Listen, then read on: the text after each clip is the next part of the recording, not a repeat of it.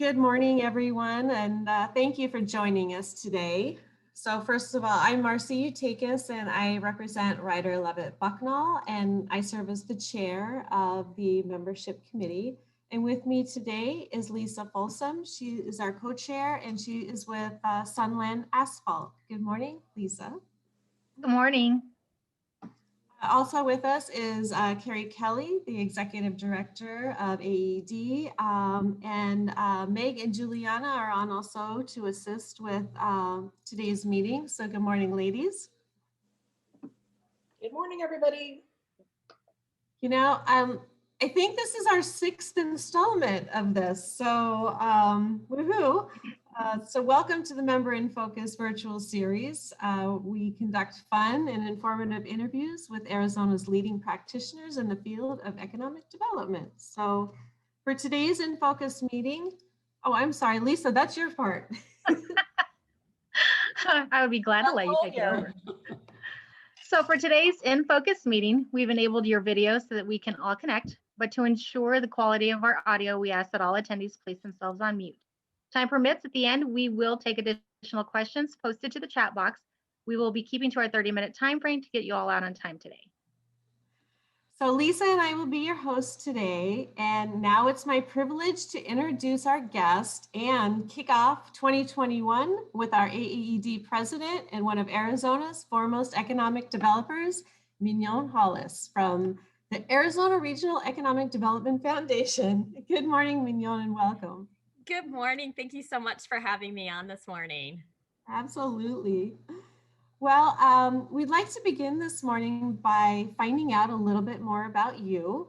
So to start, Mignonne, you're with the Arizona Regional Economic Development Foundation, or AREDF. That is correct. Can you tell us a little bit about the organization and where you're located, and give us a brief summary of your current role?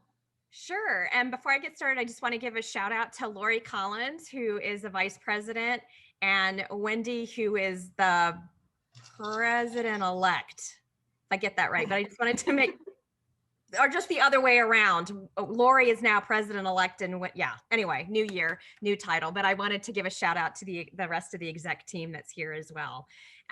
So thank you so much for the introduction. I am the executive director for the Arizona Regional Economic Development Foundation. Our group was founded in 1985, and at the time it was the Sierra Vista Economic Development Foundation. We underwent a name change to better reflect our pillars a couple years ago and changed it to Arizona Regional, because we do work throughout the region here in Southern Arizona. So I will leave it at that for now. Okay. Well, so now it's time to find out a little bit about you. So we're going to ask you a couple questions to get to know you better. So Mignonne, can you tell us a little bit about your hobbies? Yes. So originally, when you would ask me about this, my hobby I was going to tell you was about that I'm an avid knitter, and I've been knitting for years and years, but I have a new hobby that I think only Wendy knows about, and that's growing mushrooms. I know. And so how that happened is my sister-in-law always sends me the absolute weirdest Christmas presents. I mean, I can count on them. If it's something weird without a card, it came from my sister-in-law. So this year I get these 3 big plastic bags full of, gosh, I don't know what, right? And I'm like, this is a weird gift, must be for my sister-in-law. And sure enough, but they're bags of mushrooms to grow. So now I'm growing mushrooms. And so if you just get a mysterious little bag of something in the mail from me, you'll know what it is. I'm assuming they're all the legal type, right? Yes, I guess. I think Wendy pointed that out to me. I was saying something about that, and she's like, I think you need to be really careful about saying that you're growing mushrooms. So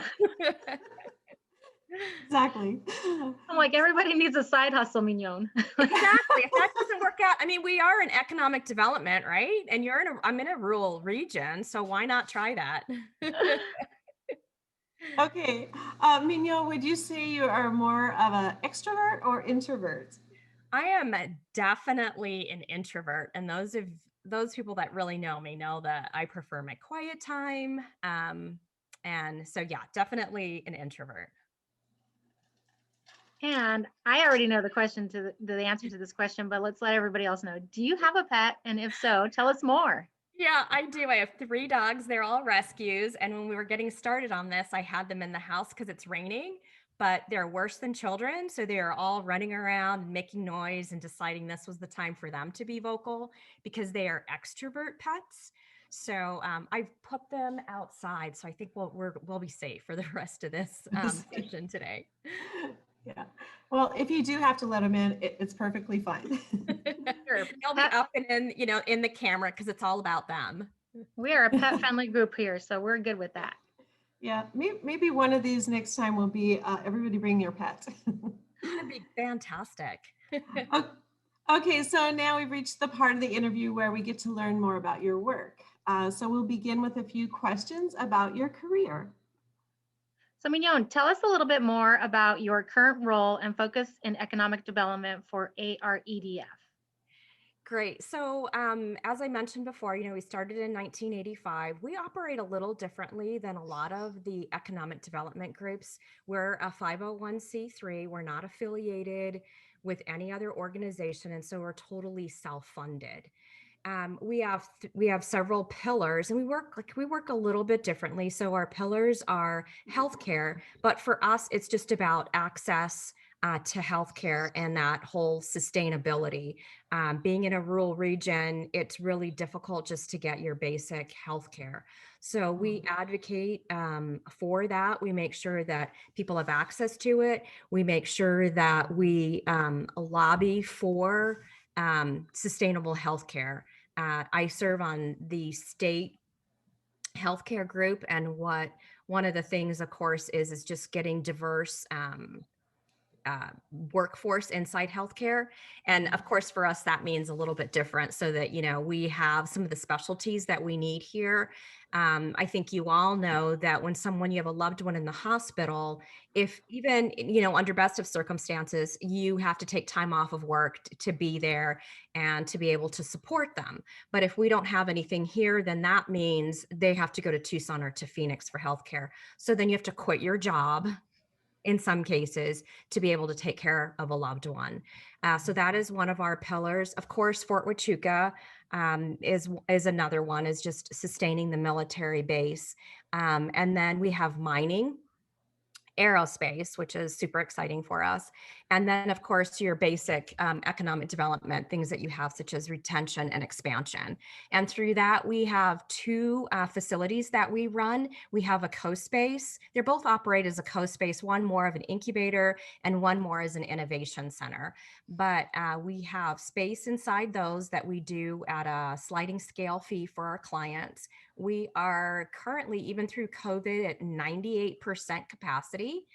And so that's really good. We're able to really stay in touch with our businesses that are in there, make sure that they're set, that they have the resources. Before this started officially, you saw that Mark Schmidt was on from the Small Business Development Center.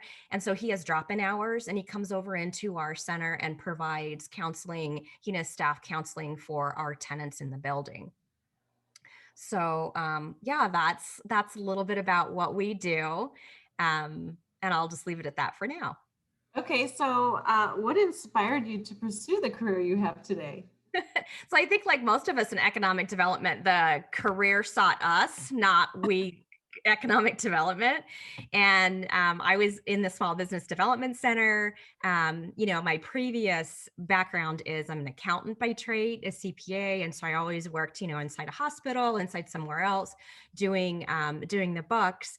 And then a position opened up inside the Small Business Development Center. And it really intrigued me because one of the things that I found in working with my clients is that they didn't understand their finances. And I wanted to be able to help them sustain their businesses and show them a little bit more what they could do. So I took that position, and I served on the board of where I now work when it was the Sierra Vista Economic Development Foundation. The executive director left, and the board members looked around and said, Mignonne, you should do this. And I was like, yeah, no, I'm not, I'm more about being back behind the scenes. I don't like to be out front. But anyway, here it found me. The board members really wanted me to lead the organization. Long story short, landed up applying. And so here I am now. We are glad you are here. Oh, well, thank you. So if you had just a little tidbit or a little nugget, what would be the best advice you could give to someone who's just starting an economic development career? I really think it comes down to just a basic skill of actively listening.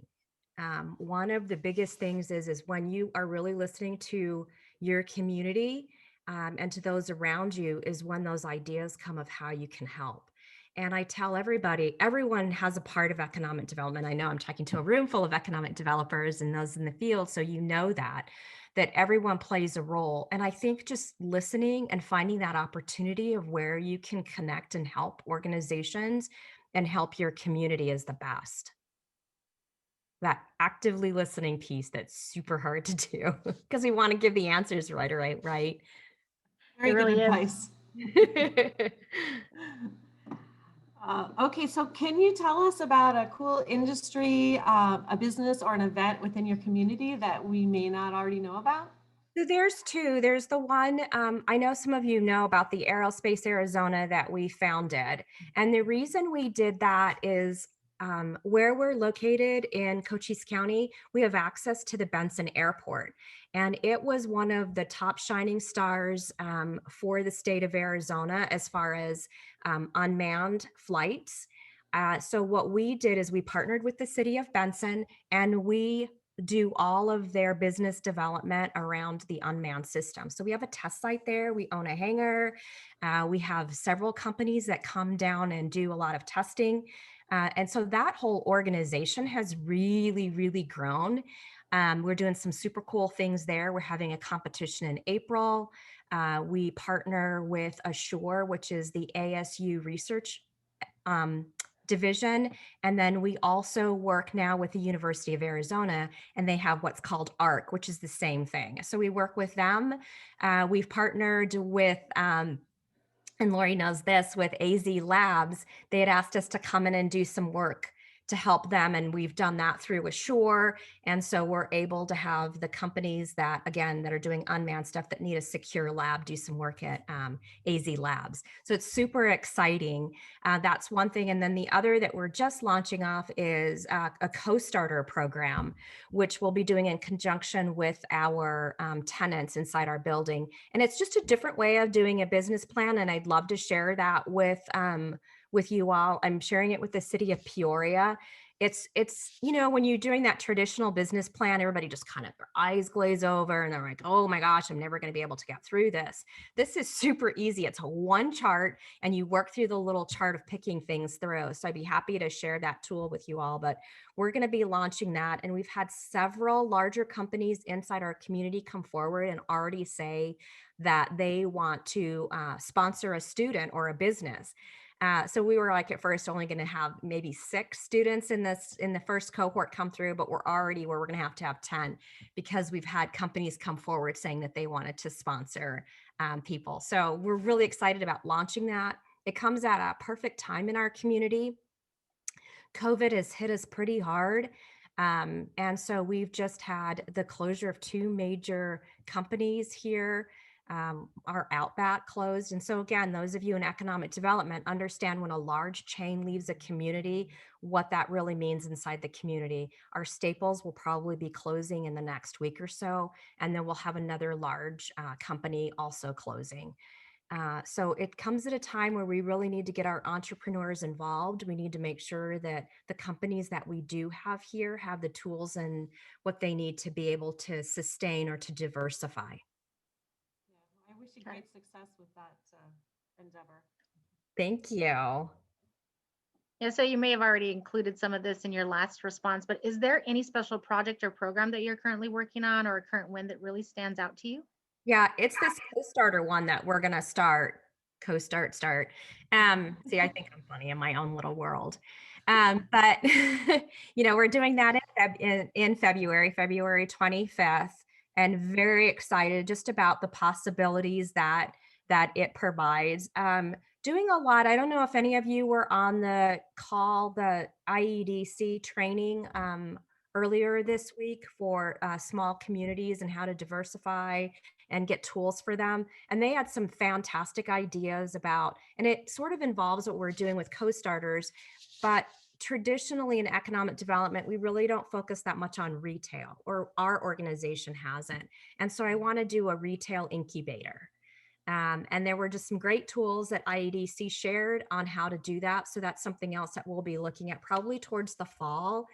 We have some of the space inside one of our buildings, and we want to kind of build that out so that we can have part virtual and part physical storefront. And they called it something like from startup to storefront. So I think and I think that'll be really cool. Again, a great tool for our community to be able to use, because we know that a lot of the small businesses, they hurry and they get into a storefront and then they don't keep their hours, then they don't have enough merchandise, they don't understand a lot of what that entails. So I think by us having this incubator program and helping them get from that startup to storefront will really be helpful for them. Perfect. Now, is there a way, Carrie, that we have that Mignonne can share the business plan that she was talking about, the tool?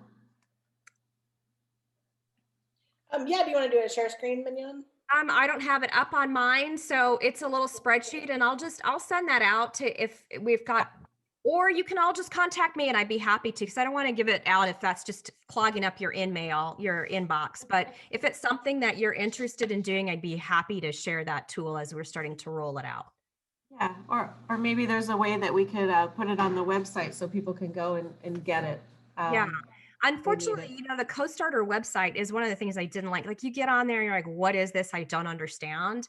But Janine, I don't know if you heard of Co-Starters at like one of the last IEDC conference. They've always been there, and I've just always been intrigued. So the website really didn't tell me much. It wasn't until I had the one-on-one meeting and then went through the training. But inside this group, I'll be happy to share the one sheet that they have, because that'll give you a really good idea of what the program really is. Much better than being on their website. Yeah, that would be great. Okay, we'll work that out. Okay. Okay, so now we're going to find out about how you like to do business. And I'm not sure how appropriate the questions are here, because we've got a different kind of organization, not necessarily belonging to a municipality, but for people that want to do business with you or get to know you, how would they get started? Well, obviously, just contact us. We do have a website, and it's very user-friendly. Our very own Deirdre Gilmore has helped us do our whole rebrand and our website and all of that. So it's Rockstar. And so it's just at www.aredf.org. And then we also have a page on there for our aerospace stuff as well. And I think everybody here pretty much on the call has my email address. And we'd be happy to connect you to the resources. Like I said, I'm much more about, and you all know this, I'm about having those effective partnerships, not just the slapping of the logo on anything, but really, working together. And I don't partner with anybody if it's just, you want my logo. I need to report back to my board and say, how effective is it and what are those measures? So, we like to connect you to the inside the community, to the actual resource that you need to have your business thrive and grow. Yeah. So you're vetting people as they come in. Yeah. Good. And we work with all our partners throughout the state, not just in our own community. I think one of the important things is, especially when you're in a rural community, is you have to use your resources. You do not have a choice. I mean, I guess you do have a choice not to, but I mean, that's why I joined AAED. It was one of the very first things I did when I took on this position, so that I, in a room with all of you fantastic people, and I have a relationship with each one of you where, whether it's all been about work, started with work, all the way from Bridget when she was on, to Jamie, to Wendy. I mean, everybody on this call, we've done something together and worked in some capacity together to make things happen. That's how I first met Rosemary. She came down for work to do something, and we went to lunch and we talked about a project, a building that they were wanting to do here in Sierra Vista, and they were able to do that. And it's the same with Nicole. We worked on a project together. So again, having those resources throughout the state is super helpful, because you all have wealth and knowledge that you can bring into our community to help us grow and thrive. Makes sense. So if somebody wants to meet with you, how would they set up a meeting? You're probably doing virtual meetings right now. We're doing a lot of virtual meetings right now, as we all are, back to back, hardly have any time to chat, but I'm always available. My staff and I, we're a little staff, but we have internal policy that all emails are returned within 24 to 48 hours. And that's just because, again, we have to, right? I mean, the early bird gets the worm, the most responsive gets the help that they need. And that's how I've met all of you fine people on this call today. Perfect. So now time to tell us a little bit about AAED, Mignonne. As the current AAED president, what is your role and top goal for the organization? Oh, this wasn't on my sheet that you were. No. That's really nice, guys. Okay, you can tell us about your favorite event too, if you'd like. Everything is my favorite event, quite frankly, but I plug AAED every chance I get. Lori, Carrie, and I did a conference, was it last week? Everything seems to run together. And I think we spent a lot of time just really talking about AAED and how the pillars of AAED, how it's helped economic development throughout the state, that we are becoming that statewide leader. We're so glad to have Carrie on board and the vision that she's had. It's almost like Carrie can read our minds of where we want to be and what we want to do. And then she's like, hey, this is what I think I heard. And it's so spot on. The organization is very well positioned. One of my favorite things is that the exec team, and those of you may not know, I know that sometimes, we're in a board meeting and you're like, how did all this come about? The exec team, we do a lot of work in the background to get things ready for a board meeting. We spent, was it last Saturday or the Saturday before, for, a great part of the day, just figuring out the rest of the strategic plan that we've all created, building out the metrics, getting everything together. One of my visions, and again, the exec team, we're all working so well together that you're really not going to notice a difference of switch in leadership as we go down the line, because we're all working so well together. But for me, it's been about collaborating. It's been about being comfortable with being uncomfortable. And COVID has made us have to do that. So I really like the fact that we're reaching out to partners that we wouldn't have thought about before, and solidifying those relationships. For the first time, we have CPLC involved in AAED. And I know Lydia is doing such a fantastic job being on that advisory board. She's reaching out to Carrie quite a bit and volunteering other people inside the organization. And the things that CPLC does for us throughout the state, we should all be taking advantage of them. So I really like that, that's how we get to be a diversified organization, is by finding people that you typically don't work with and bringing them in and working with them. And then all of a sudden your horizons are broadened.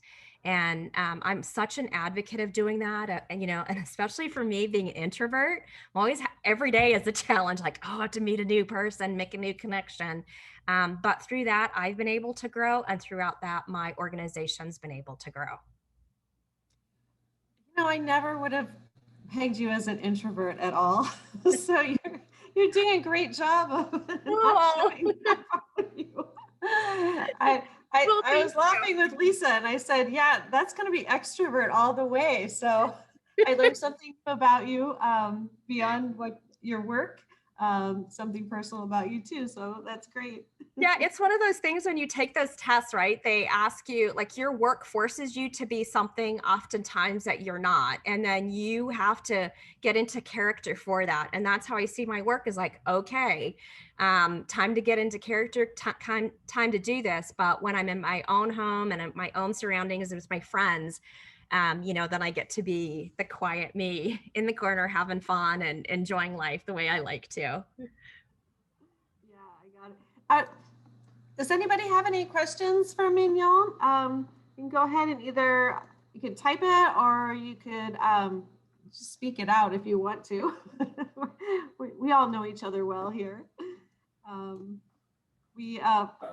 Mignonne, I feel bad. I don't know this about you. Where did you go to college? What did you major in? And are you from Arizona? So my father was in the military, kind of went lived everywhere, but I graduated from high school in Tombstone. That's amazing. Yeah. And then I went to the University of Arizona. And of course, Yeah. accounting was my major. And then I got my MBA from the University of Phoenix. Yep. But I figured by now everybody knew that I graduated from Tombstone High School. I'm blown away. I had no idea. Thank you. Yeah, see, small town. I had forgotten that because you did tell us that at another meeting. So Yeah. that's awesome. I love Tombstone. Fun place to visit. Well, that's why we all had our retreat there, right? Yes. Well, does anybody else have any questions? Because we're coming to the end of our time. I just want to make sure I don't. Well, Mignonne, do you have the winner of the Super Bowl yet that you could pass along to us? That's sports, right? Yeah, I don't even know I think any so. of Yeah, I think that would be the cat. Well, it's economic development too, you know. Think about all the people that come to Arizona every time we do a big tournament or whatever. Yeah, Okay, I have no there's- insight into that. Sorry, Sorry there's about one that. more question here. I don't mean to interrupt. Lori has asked you, what's your favorite place in Arizona to travel? Oh, I don't know. So I have a book, and I don't know if you all know this about me. So what I love to do on the weekends is I have these maps, the old-fashioned maps of back roads of Arizona. And so when my daughter was little, we had this rule that on the weekends we couldn't travel any major roads. So no interstates, no I-10, nothing. You could go across it or on it just to get to an exit. So every weekend we'd load up the car, the dogs, and we'd go exploring in Arizona. And we have just discovered some of the best places. So, and all the small little towns along the way. So I love all the back roads of Arizona. I love that. favorite. I don't have one favorite, Lori. That's a great idea. It kind of forces you to take the road less traveled. And it's so much fun. Yeah. Yeah, they're called the Blue Roads. The blue roads from the map. So we're at 10:30 now. So we're come to the end of our program. So thank you so much, Mignonne, for being our guest today. We enjoyed spending time with you and getting to know you a little bit better. Next month, I don't even know next month what the date is that we're going to be doing this, but we'll have another InFocus next month, so we'll get that out and hopefully you all can join us. And we will be featuring Janine. Oh, yay! So I love Janine. join us for that. Thank you all so much. Yeah, we appreciate having you here today with us. Great. Thank you, Mignonne. Thank you. Bye. All right. Bye, everybody. Have a wonderful day. Happy New Year. Bye.